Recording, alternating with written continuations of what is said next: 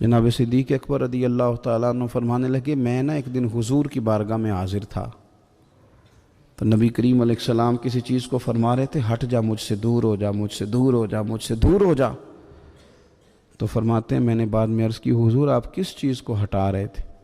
تو حضور فرمانے لگے میرے پاس دنیا آئی تھی،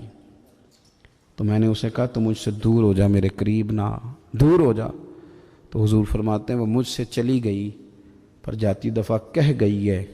کہ حضور آپ نے تو مجھے اپنے سے دور کر دیا، پر آپ کے بعد والے مجھ سے بچ نہیں سکیں گے، وہ مجھے قبول کر لیں گے، وہ مجھے بڑی بڑی سیف الماریوں میں جگہ دیں گے، وہ تجوریوں میں بھر لیں گے، وہ مجھے رکھ لیں گے، پسند کر لیں گے۔ حضور نے فرمایا تو ہٹ جا۔